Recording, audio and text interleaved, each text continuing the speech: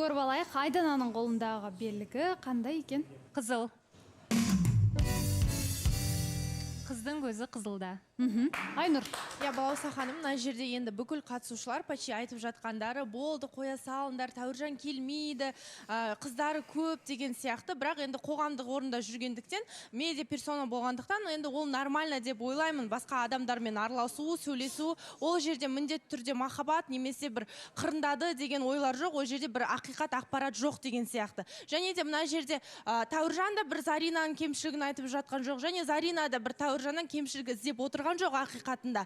Мен ойлаймын, бұлардың тек қана бір үрейі бар сияқты. А вдруг не получится? Заринаның тарапынан да солай, және Тәуіржанның да тарапынан солай. Егер де бұлар әлі бір жас 18-дегі адамдар болса, сөзсіз екеуі де тез-тез ғашық болатын еді, бір бастары айналып, бірден бір ессіз махаббатқа, бірден қадамдар тез-тез болып кетер ме еді. Бірақ екеуі де уже ақыл тоқтатқан адамдар болғандықтан, бір көбіне мынандай болады ғой, адам бір ақыл шегіне жеткен кезде, көбіне бір қадамдарға ойлап, бір мың толғанып, жеті рет өлшеп, сондай нәрсеге көп уақыт жіберіп алатындары бар. Мен ойымша, екеуі де қазір бір сол состоянияда тұрған сияқты, және де оны ашығынан айтып отыр. Тек қана мынандай совет айтайыншы мен. Сіздерге 7 рет өлшегенше 1 рет кесіп, не болады екен, менен халық мына нәрсені күтіп отыр ғой, болмаса мыналар ертең болмай қалса қиын болып қалады ғой деп көп ойланбай, керісінше жұп болып көріп, ертең болатын уже бірге көресіңдер деп айтқым келеді. Зарина. Я Балауса ханым, негізі махаббат үшін күрес, бұндай сезім ешкімге бұйыра бермейді деп пікір айтатын өзім ғой. Менде, бірақ бізде әлі ондай махаббат жоқ. Сол себепті мен Тәуіржанға айтқым келеді, нақты талап. Енді ондай қыздармен көретін болсақ, келесі эфир не бүк, не шик болады деген сияқты. Себебі мен бұған дейінгі таныстықтарда біреумен суретке түсіп қалса да, біреумен фотоға түсіп қалса, немесе кездескенін көріп қалсам, міндетті түрде сразу тоқтайтын. Ол обсуждация еткен керек емес болатын. Бұл жолы мен уже уақыт беріп жатырмыз, мүмкіндік беріп жатырмыз. Сіздің уақытыңыз егер кездесуге табылмаса, түсіндіруге, маған көп нәрселерді айтуға табылмаса, сондай заттарға уақыт тауып жүрсеңіз, онда келесі эфирде не бар, не жоқ қыламыз. Түсінікті деп ойлаймын. Мен нақты талабымды қойдым. Зарина, негізі кездесуге уақыт табылмаса деп қалдыңыз. Сонда кездесуге уақыт табылмай жатыр ма Тәуіржан тарапынан? Білмеймін, енді мен шүкір деп жүретін адамын да, кез келген нәрсеге. Менің жұмыстарым бар, тірліктерім бар болған соң, маған білінбейді ол нәрсе, Балауса ханым. Бірақ мен көп қатысушыларды байқаймын, көп үміткерлерді байқаймын. Біз күнде кездесеміз, біз күнде сөйлесеміз, біз күнде бір-бірімізге мынандай нәрсе жасаймыз деген сияқты. Жоқ емес, бар, бірақ ол жеткілікті емес, Балауса ханым. Жеткілікті түрде болып жатқан жоқ. Бір таныстық, 2 ай таныстық деп айтатындай, ауыз толтырып айтатындай емес. Сіздің көңіліңіз толмайды. Тәуіржан, не дейсіз?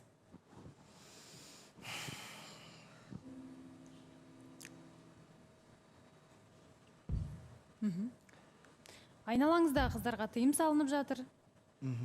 Мұндай ақпарат болатын болса, мұндай әңгіме болатын болса, бұдан кейін сөз қозғамаймыз. Мен андай бір озадаченный болып жатырмын да. Мен и так көп нәрселерді уже дұрыс үйтіп істемей, андай, как будто мен полностью бір ішімдегі бір настройки болады енді, заводский настройки болады, кейбіреуінде жүрегі ауысады. И как будто соның бәрін андай ауыстырғысы келіп бара жатқан сияқты болып көрінді да маған. Как будто мен өзімді потом таппай қалатын сияқты. Иә, солай сияқты. Тәуіржан, мен де осы күнге дейін ұстанып келген көп құндылықтарым кішкене өзгеріп жатыр. Мен көп нәрсеге көз жұма қарамайтын, бірақ сізге келген кезде жарай түсіндіріп жатыр ғой, айтып жатыр ғой, жақсы адам ғой. Оның мына жамандығының қасында, мына бір минустарының қасында жақсылығы көп болып тұр ғой деген сияқты салыстырмалы түрде көп нәрсеге түсіністікпен қарауға тырысып жатырмын. Хорошо, но мен бірақ сен ешнәрсе требовать етпеймін ғой. Былай істеші, былай істемей қой деген нәрсе. Мен мысалы вообще айтпаймын, понимаешь? Айтсаңызшы. Жоқ, негізі деймін да? Неғып айтпайсыз? Жоқ, негізі екеуіңіз бір-біріңіз үшін өзгеріп жүрген болып тұрсыздар ғой. Сіз айтып жатсыз, мен қаншама дүниені өзгертіп жатырмын. Сіз айтып жатсыз. Бәлкім сіздер өздеріңізді басқаша адам ретінде көрсеткілеріңіз келетін шығар, екеуіңіз де. Ал өзгертіп не керегі бар? Жалпы қарым-қатынаста адам бірін-бірі солай қабылдау керек. Мысалы, Зарина, сіз нені өзгерттіңіз өзіңізде? Қандай жаңағы принциптарыңыздан аттадыңыз? Тәуіржан, сіз де ойланып отыр. Осындай бір қыздармен тақырып шықса, мен түсінгім нақ келмейді, Балауса ханым. Мен тарс етіп жабамда, білесіз ғой, шешім қабылдаймын деймін ғой. Мен всегда шешім қабылдай салатын едім, бірақ Тәуіржан түсіндіреді, түсінгендей болам, оны да бір жамандыққа қимай тұрам да, өтірікші қылғым келмейді, оның айтқаны рас шығар деп, мен сенуге тырысам. Сондай моменттер көп. Дәл бұлай жаңағыдай адамның жақсылығын асырып айтуға тырысам, бірақ бір кейде болады, бір 3-4 күн көріспей қалатын кездеріміз деген сияқты ғой. Мен ондай нәрселерге онда бір-бірімізге керек емеспіз деп қабылдаймын да.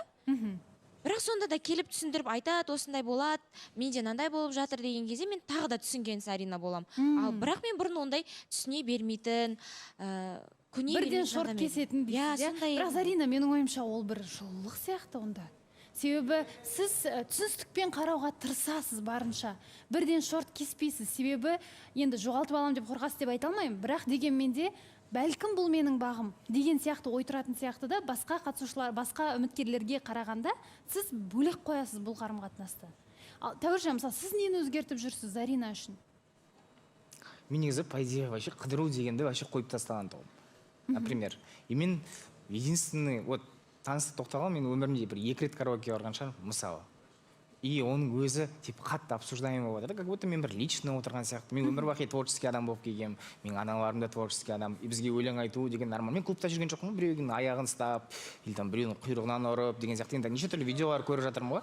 И менде ондай нәрселер болып жатқан жоқ, мысалы. Мен просто и то доказательство жоқ та. И типа соның өзіне бүйтіп тікет етіп, не это не деген сияқты. А мен өмір бақи творческий болдым. Мен мысалы Заринаға айтпаймын, жүр таңғы 3-ге қарай менде мысалы депрессия болды да, типа қайтадан сондай бір күйзелістер болып тұрады ғой. Сосын мен айттым, давайте кеттік бәріміз караокеге барайық дедім. Мен бардық, мен вообще спортивкада болдым, например. Спортивкада болдым да, отырдым. А если бір дайындалып, или қызбен кездесуге барсам, мен киініп келген, ол бар емес, то есть жоқ емес, киімдерім бар ғой. И оның өзі типа отношения, да, то, что мен в кругу могу себе это позволить деген сияқты.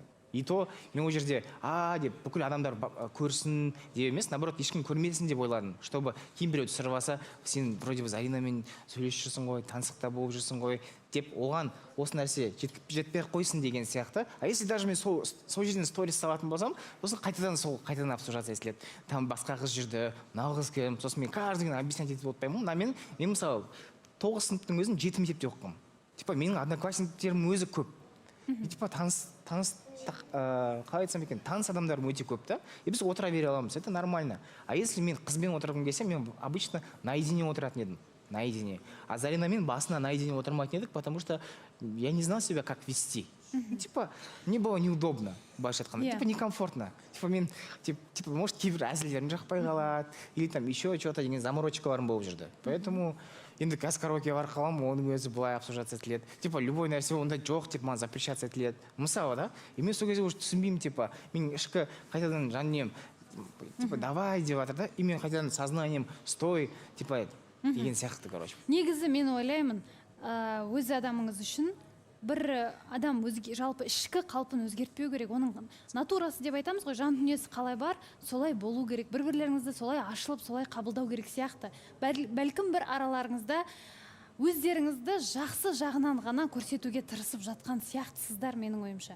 Сондықтан әлде сөйлесетін сияқты араларыңызда. Пікір керек емес. Зарина, таныстық.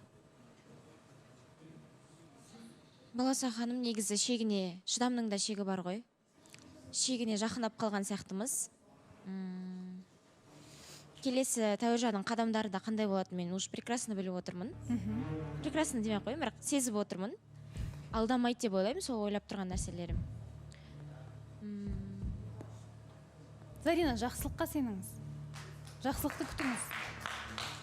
Иә, жақсылыққа сеніп, жақсылыққа балап, әзірге жалғасын, сөйлесейік. Мүмкіндігі болса, уақыты болса, түсіндіргісі келсе. Жақсы. Таныстық жалғасады. В общем, битик, келесі эфирда мен уже точно ойланып келейін. Типа, не до конца баратындай қылайық, либо мен до конца кететіндей қылайық, короче. Сөйтпесек болмай кетті. Жақсы, ойланып алыңыздар. Тәуіржан, келгеніңізге рахмет. Сізді шығарып салайық. Зарина, жайғасыңыз.